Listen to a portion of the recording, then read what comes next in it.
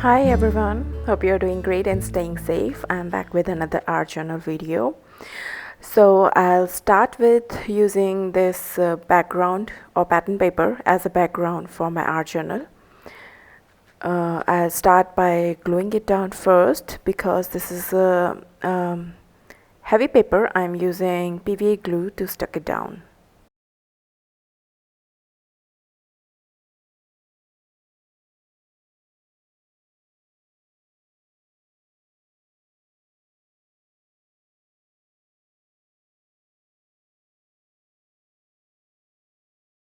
Once the page is glued down, I am moving on to add gesso, water down gesso layer on the page.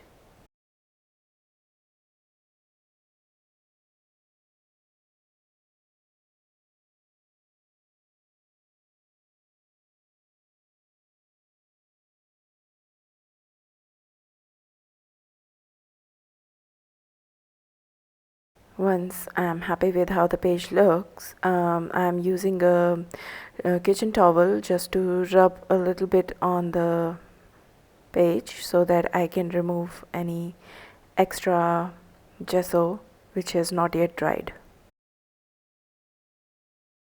Once I'm happy with how the page look and the page has dried, gesso has dried, I am trimming down the pattern paper.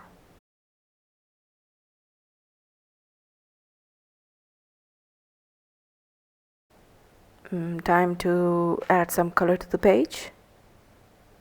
I'm using distressed ink, salvage patina and fossilized amber.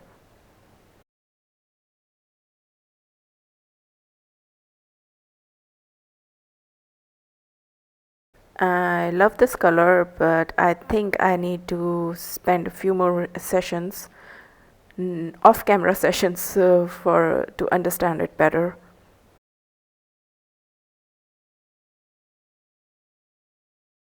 I am using the same brush to apply fossilized amber, and before doing that, I just gave it a good rub on a kitchen towel to remove any leftover ink. Once I was done with my primary two colors, I brought in a little bit of Kitsch Flamingo, a little bit of pink just to add here and there.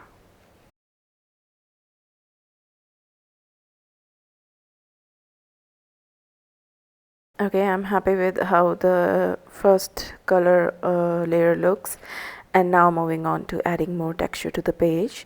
What I'm doing is I'm taking the Distress Oxide Spray Vintage Photo and adding a little bit of gesso into it, and then I'll be using it to add texture to the page using stencil.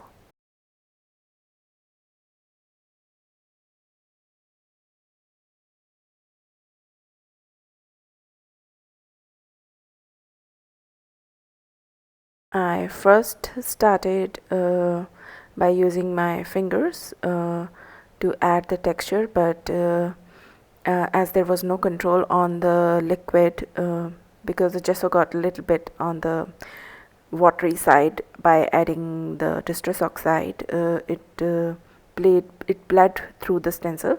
So I moved on to using a piece of kitchen towel which was lying around. And it did help in making sure that the pattern is not bleeding under the stencil.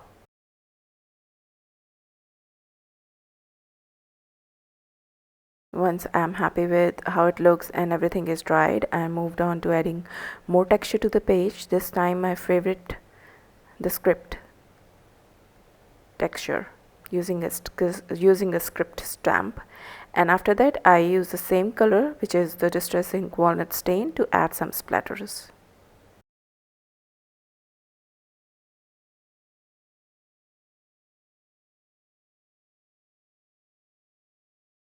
Okay, there is a story behind the page which I'll tell you in the end. So right now what I'm doing is I'm adding some focal elements to the page. I have found these small flourishes in my stash, which I have used in the corner, and after that I'm working on my quote.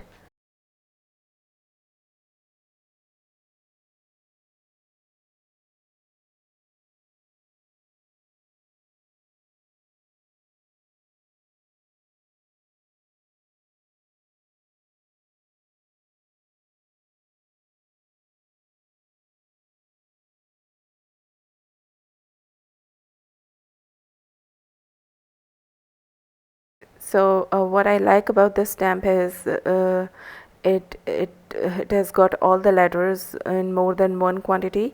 So if I have to write better, I don't have to compromise on one T. I can use 2 T at a time.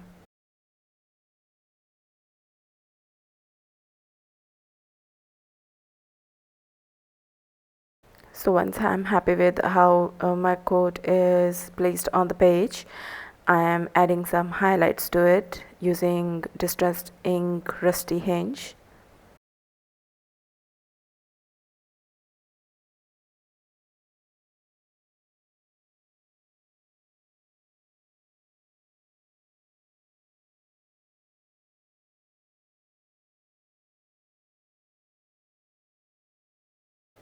Once the quote is glued down, I'm going to give highlights to all the focal elements using a charcoal pencil.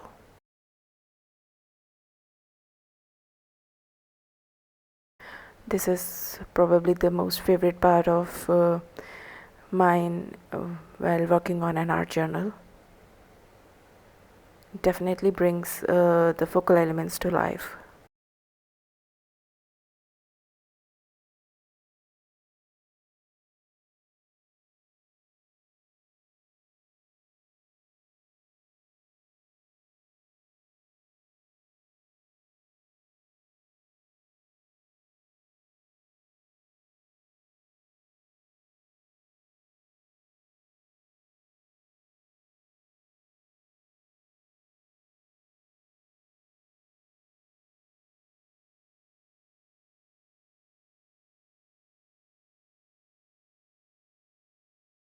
So the story is I started this art journal 3 days back, but the time I finished the background, I got stuck. I tried a few things, but nothing seems to click.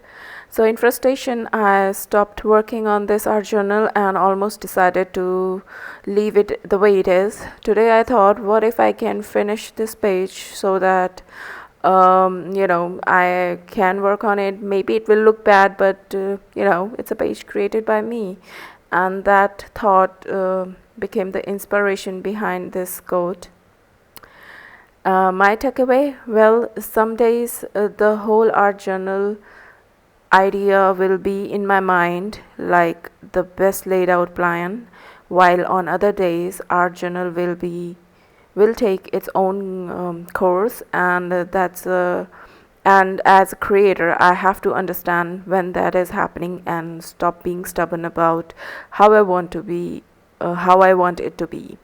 So once I let go of my stubbornness and flow with the page, it revealed its beauty. So truly humbled by this episode. So that's all, guys. I hope you like the art journal. If you did, please give it a thumbs up and share with friends. I'll see you in the next video. Bye for now.